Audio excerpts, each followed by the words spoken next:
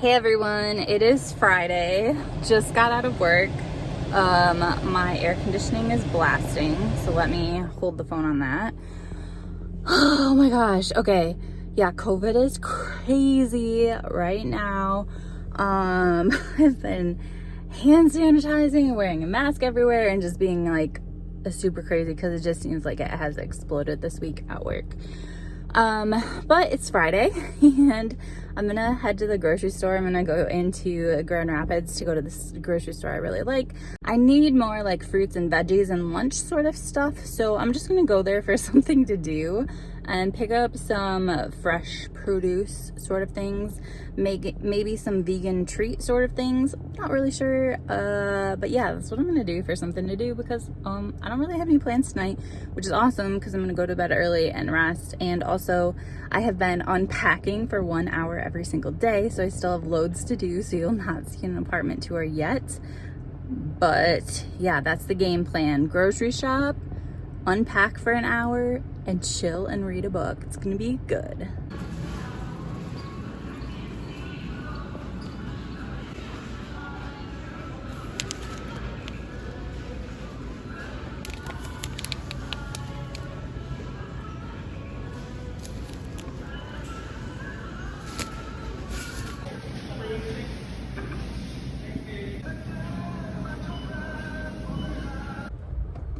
Hey everyone, it's Karen. I am in a stop and start traffic jam situation, so I just thought I would give you a life update. So on Friday last week, so a week ago today, I got keys to my new apartment and I moved in myself on Friday, Saturday, Sunday.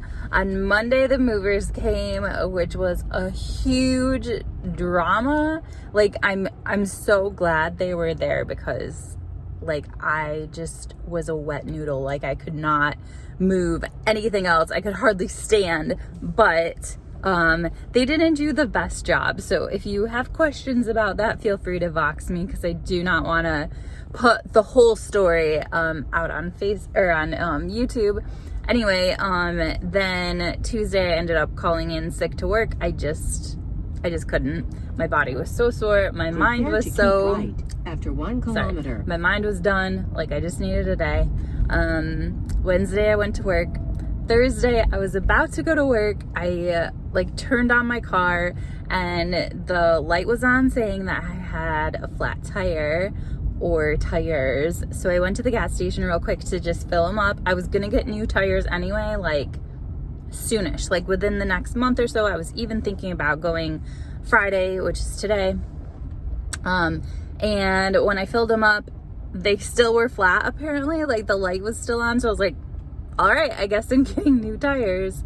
And typically I would probably have driven to work on flat tires and taking care of it after work, but I'm trying to turn over a new leaf, which is taking care of myself and working, but not like dying in my job basically. I feel like COVID has really just made me perceive the world differently and have different priorities. And so I was like, you know what, like it's not safe to drive to work on flat tires. I don't really know the situation. I need new tires anyway. I'm just gonna get them now. So I went to Discount Tire. Their whole computer system was down, so they could not even sell me any tires apparently. Like I feel like they should have a backup system so if their computer system goes down, they can still do their job, but they could not. So I went to the dealership by my house where that's where I get my oil change and stuff anyway, just because I want to take really good care of my car and bring it to the same place all the time. So I ended up just getting tires there and then going to work afterwards. And then after that, I got my hair done and had kind of a chill evening. My apartment is getting better every single day. Like I was in a 2-bedroom, 2-bath. I'm now in a 1-bedroom, 1-bath, and you would think it would be a ton smaller, but I'm really surprised at all the storage that's in my new apartment. And like, I mean, it is, I do have to be careful about what I own. I don't want it to be cluttered. I did get rid of a bunch of stuff. I might get rid of more stuff as I'm unpacking. I'm not sure, but yeah, it's really looking good, but there are still loads and loads of boxes.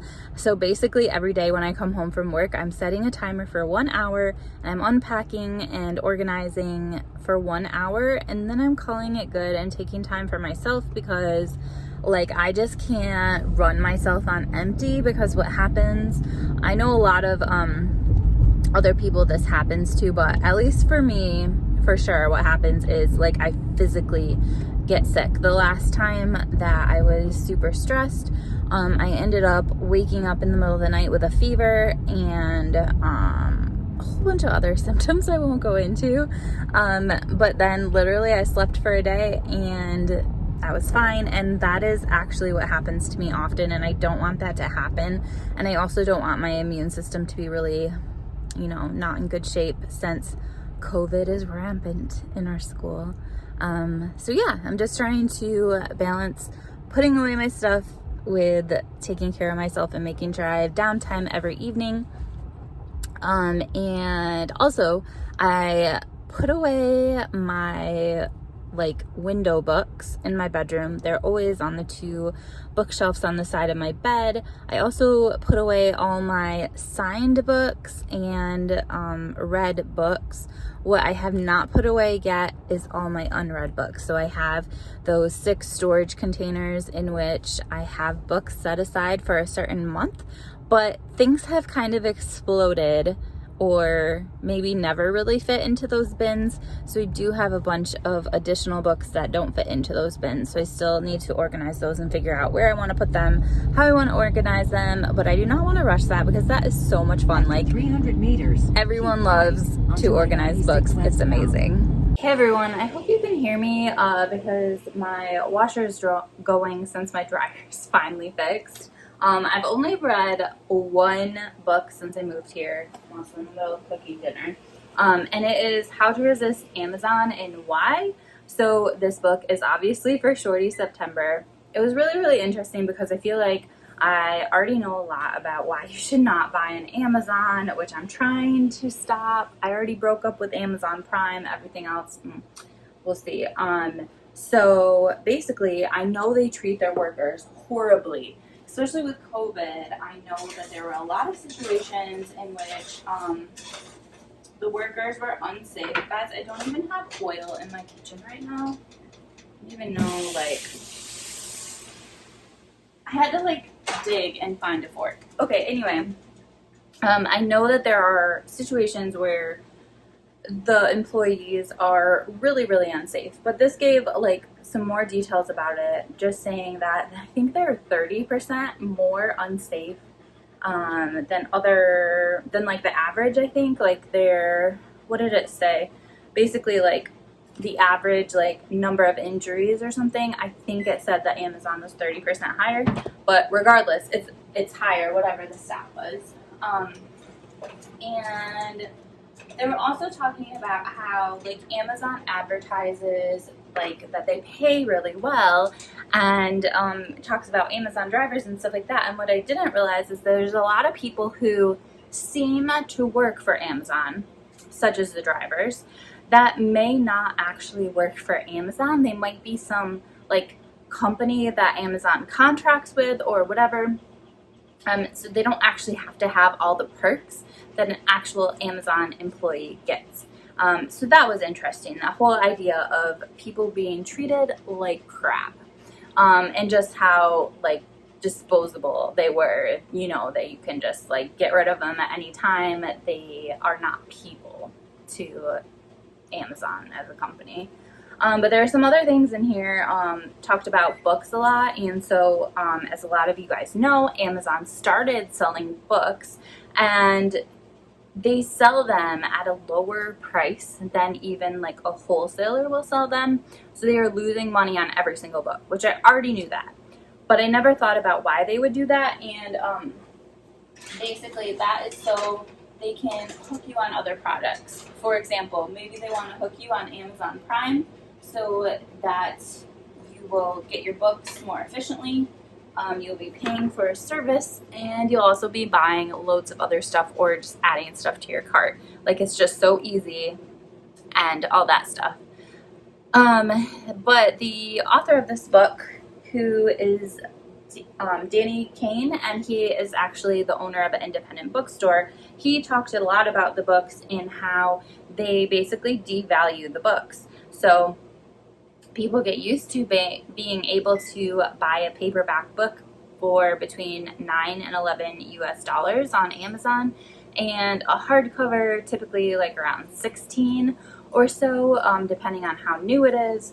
And like, why would you go to an independent bookstore and pay more when you can get it for that price on Amazon? So it's just like ingrained in your mind about how much stuff costs, and then you do not see the value of books that are at a different price, and it just like really puts independent bookstores way behind. Another thing the author talks about in relation to books, but also other things, is like you will see a lot of people selling stuff on Amazon or companies selling stuff on Amazon, and it will say fulfilled by Amazon or something like that. So basically, they are trying to sell their products using Amazon, but Amazon also sells their own products. And it creates this system where it's kind of like you're playing like a sports game, which I don't really understand sports, so bear with me, where like Amazon is both one of the teams and also the referee. So they will just up and change rules, and they have more notice that the rules are changing than the other companies. It gives them a lot of advantage. Sorry, I'm like wearing like lazy pants. And I'm just making this lemongrass basil simmer sauce stuff with tempeh and some frozen veggies that I have in the microwave, because like I want to cook more in this apartment, but like my kitchen stuff is not all unpacked. I had to like figure out where to find a fork. Anyway, and then I think the final thing that they mentioned, where did I put my scissors? The final thing they mentioned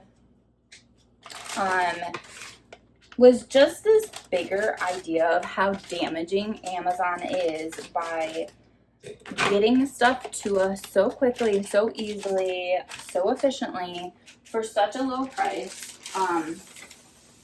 and how we're just getting used to that, and it's putting a lot of other companies likely out of business. Like, they just can't compete. It's impossible for them to compete with Amazon.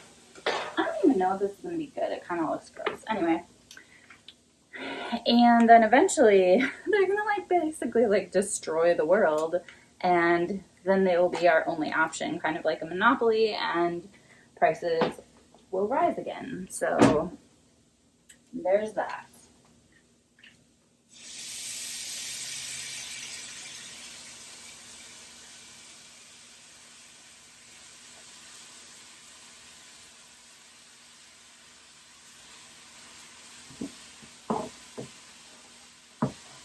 Don't usually cook by just dumping things in packages onto a pot on the stove, but I figured it's better than getting takeout. So, that's the only book that I've read since I've moved here. I did start the new Sally Rooney book. I'm so bored by it, you guys. Let me know if I need to keep reading or DNF it, because I just find it boring. I find it like basically about nothing, and then I also find it very preachy, because there's like every few chapters where I feel like there's like two of the characters emailing to each other, and I just feel like Sally Rooney is trying to teach us how to save the environment and how not to buy all the things, and that's all great. I totally agree with that, but I just feel like it's very, very preachy. So that's that. And then 2 books came in today. Harlem Shuffle and Nice Racism. And yeah, I'm not going to tell you where they came from, because I need to stop and I need to start supporting my independent bookstores consistently, not just from time to time. Anyway, I'm going to eat dinner. I have this amazing vegan chocolate trifle cup to have after. I don't even know. I mean, I'm pretty hungry, but I feel like this is a lot, so we'll see how that goes. And then I'm gonna take a bath. I